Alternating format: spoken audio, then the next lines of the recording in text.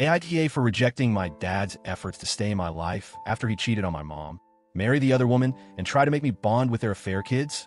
I, 18M, grew up in what I thought was a pretty normal family. My dad, 45M, and mom, 44F, had been together my whole life, and while I knew they weren't the most romantic couple, I honestly never thought much of it. They argued sometimes, but nothing out of the ordinary. To me, they were just mom and dad. Stable, reliable, the foundation of my childhood. All of that blew up last year. It started when my mom found out that my dad had been cheating on her with a woman he worked with, 32F. Not only that, but the woman was pregnant. Mom confronted him, and the truth came out in one ugly, explosive night.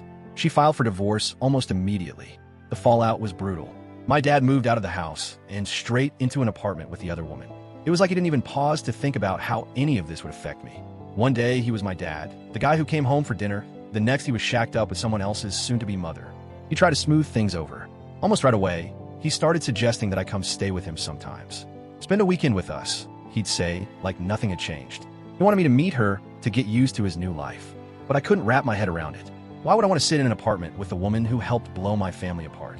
Why would I want to pretend like it was normal to see my dad doting on her, waiting for their baby? I told him no, again and again. I wanted to stay with my mom in my own home, where things still felt somewhat familiar. I didn't want to be a part of his new family. That's when he started trying to justify himself. He told me he hadn't meant to hurt me, that he had fallen out of love with mom years ago. He said he had always planned to leave her eventually, but wanted to wait until I turned 18 so it wouldn't damage me as a kid. He described the affair as something that helped him survive the last few years with my mom. Hearing those words come out of his mouth was surreal. Like, did he actually think I'd be okay with that? That I'd pat him on the back for cheating because he timed it around my birthday? I remember looking at him and thinking, this isn't my dad anymore. And that was only the beginning. After the divorce papers were filed, my dad started talking to me like I was some kind of confidant instead of his kid. He would corner me in conversations, whether in person or over text, and drop explanations that I never asked for. The first time it happened, he said, I never wanted to hurt you. You have to understand, I fell out of love with your mom years ago. I only stayed because of you. I didn't even know what to say to that. What's the right response when your dad tells you he's basically been living a lie your entire life? Then he went further. He told me that his plan had always been to wait until I was 18 before leaving mom. Like that was some kind of noble sacrifice. He said the affair wasn't about disrespect. It was about surviving until he could finally break free. I told him straight up that sounded like weak-ass reasoning. He didn't like that. He said I was too young to understand, that one day I'd get it. But then he crossed a line that I don't think I'll ever forget. He started talking about why he married mom in the first place. He admitted it was because she got pregnant with me. He said she never wanted more kids, and that their sex life was awful.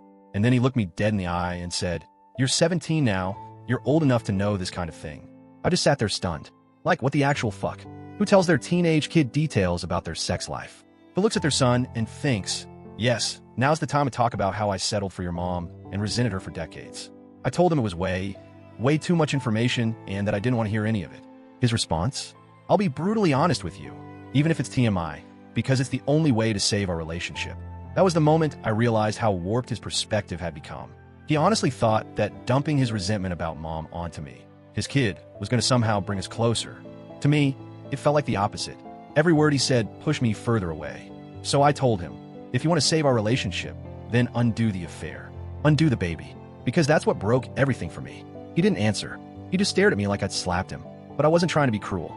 I was just telling the truth. His choices had destroyed my respect for him, and no amount of oversharing or rationalizing was going to rebuild it. From that point on, every interaction felt like a tug of war. He'd try to justify himself, and I'd shut him down. The more he talked, the less I saw him as a dad, and the more I saw him as just another guy who couldn't own up to his mistakes. And deep down, I think he knew it too. After that conversation, I thought maybe my dad would back off for a while. I figured he'd realize I wasn't interested in hearing excuses, and that if he really wanted to repair things, he'd give me space. But instead, he doubled down. Every Friday, without fail, he started showing up outside my school. He'd text me in the morning, lunch today, and when I ignored it, he'd be waiting near the entrance when classes let out. At first, he tried to make it casual, like he just wanted to grab a burger or hang out. But soon it became obvious that his real goal was to get me to meet her. He'd say things like, come on, it's not that bad. She really wants to meet you. Or, you can't hate someone you don't even know. Every time, I told him no. Every time, I reminded him that I didn't want to meet the woman who blew our family apart. One afternoon, he upped the pressure. He said, we'll just swing by the apartment real quick. You don't even have to stay long. When I refused, he got frustrated and snapped. Stop being childish. You're old enough to handle this. But here's the thing. I wasn't being childish. I was setting a boundary. I didn't want to step into the apartment where he played house with the woman he cheated with. I didn't want to watch him smile at her the way he used to smile at Mom. To me, that wasn't just awkward. It was betrayal in 3D. Then the baby was born, and that's when things got unbearable. One Friday, instead of just waiting outside, he actually showed up with the baby. He stood there holding her like some kind of peace offering. "This is your sister," he said proudly, as if I should melt at the sight. "Come on, say hi." I didn't move. I didn't smile. I didn't even look at the baby for more than a second. I pulled out my phone, texted him, and said, "I will not be the big brother to your affair kid. You can't make me meet her for real." His face fell when he read it. He tried again, pleading this time. "She's innocent. She didn't ask for any of this. You'll regret it if you don't get to know her." And maybe he was right about her being innocent, but that didn't mean I had to play the role he wanted me to. To me, she wasn't sister. She was a living reminder of his betrayal. I wasn't about to be guilt-tripped into pretending otherwise. After that, things between us hit a new low. He stopped asking politely and started acting entitled, like it was only a matter of time before I caved. But the harder he pushed, the firmer I became. I wasn't going to be forced into his new version of family. And the more he tried, the more it felt like harassment. I couldn't walk out of school on a Friday without scanning the street to see if he was waiting. Sometimes I'd take the long way home just to avoid him. Other times I'd duck out with friends and ignore his calls. What he didn't understand was that every time he showed up, every time he tried to shove this new life in my face, it didn't make me more open to reconciliation. It made me hate the idea even more, because all I could think was, he's not respecting me. He's not listening. He just wants me to fall in line and accept what he did. And I wasn't about to give him that satisfaction. When the divorce finally went through, it felt like the last piece of our family had been officially ripped apart. Mom signed the papers, and just like that, the marriage was over. She cried, but she also seemed lighter, like she could finally breathe again after holding everything in for so long. Dad, on the other hand, wasted no time. Within weeks of the divorce being finalized, he married the other woman. No hesitation, no pause, just straight from one marriage to another, as if he'd been waiting for the ink to dry. I got an invitation, of course. A neatly printed card, like nothing about the situation was messy or cruel. I didn't even think about it twice. I threw it away. There was no universe where I was going to stand there and watch my dad marry the woman who blew up my home. After the wedding, he tried again. He called me and said, "You should have been there. It's not too late. You can still meet her, meet us. We're a family now." I hung up. Then came the announcement that made my stomach turn. He told me she was pregnant again. Another baby on the way. Another extension of his new family that I wanted no part of. He said it like it was a gift to me. "This is your chance. You can be a big brother. You can have siblings. We can all be happy together." I couldn't even hold back anymore. I told him straight, "Your actions made me see you differently. You lost my respect the moment you cheated and knocked someone else up. You don't get to rewrite what family means to me." He tried to argue, saying that love can be complicated, that he still wanted me in his life, that I was his son and nothing would ever change that. But everything had changed. I pointed out the irony of his own words. "Remember when you told me you were planning to leave Mom when I turned 18? Well, I'm 18 now. That means I'm old enough to leave you too. Legally, I don't owe you anything. And emotionally, you've already lost me." Silence on the other end of the phone. I didn't wait for him to respond. I just told him, "Leave me alone. I'm not going to give in. I don't want to be part of your affair family." And then I hung up. That was the line in the sand. For a couple of weeks, he respected it. Or maybe he was waiting me out, expecting me to crawl back once I cooled down. But I didn't. I stayed firm. And when the calls finally did come again, they weren't angry. They were desperate. "Please don't give up on us," he said. "I love you. I miss you. We can figure this out." But by then, I felt like I'd already said my goodbyes. Because how do you repair something that's been shattered by lies, betrayal, and complete disregard for your feelings? How do you call someone dad when all you see is a man who chose himself, his affair, and his new family over the one he already had?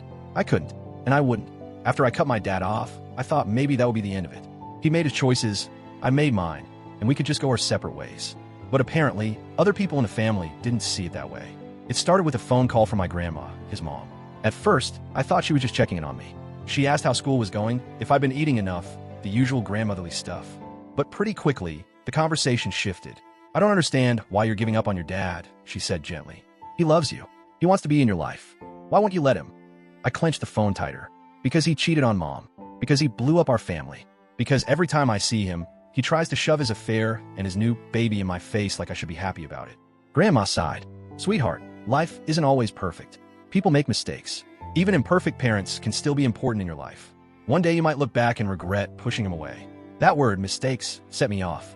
To me, A mistake is forgetting to lock the door or spilling coffee on your shirt. Cheating on your wife for years, knocking up a coworker, and then expecting your kid to smile and play big brother to the fallout? That's not a mistake. That's a choice. But Grandma wasn't done. Think about the future, she said.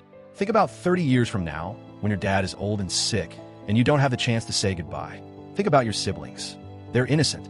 Why would you throw away the chance to know them? I laughed bitterly. They're not my siblings. They're his affair kids. And I don't care if that sounds harsh. That's how I feel. I didn't ask for them. I don't want them.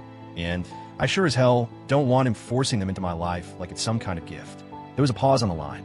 Then she said, quietly, "That's disappointing. You're talking like a very 18-year-old right now." Her words stung, not because I agreed, but because it was so dismissive.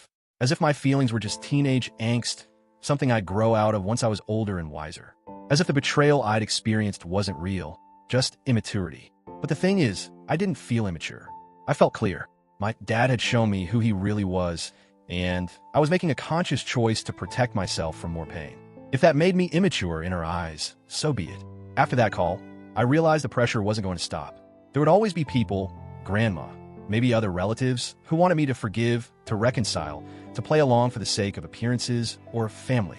But they weren't the ones who had to carry the hurt. They weren't the ones whose dad had sat them down and casually explained that their entire childhood had been a lie. I was. And the more I thought about it, the more certain I became I didn't know my dad or anyone else a damn thing. Now that I'm 18, I feel like I finally have control over my own choices. For years, my dad told me he was just waiting for me to be an adult so he could leave my mom without guilt. Well, here I am, an adult, and I've chosen to leave him instead. I don't hate him exactly, but I don't respect him anymore, and I don't see him as a father figure. He chose an affair over our family. He chose to marry the woman who broke my mom's heart. He chose to start a new family and then tried to force me into it like nothing had happened. Every step of the way, he prioritized himself, and now he's surprised that I'm not running back into his arms. Yes, maybe one day I'll look back and wonder if I should have kept some kind of relationship. But right now, what I know for sure is that I don't want to meet his wife. I don't want to play big brother to his affair kids. And I don't want to sit at a table pretending we're a happy family when all I feel is betrayal. So I told him to leave me alone. I told him I was done. And even though it hurts, I feel more at peace with that decision than I ever did when I was letting him string me along. AITA for rejecting my dad's efforts to stay in my life, refusing to meet his new family, and treating his affair kids as strangers instead of siblings?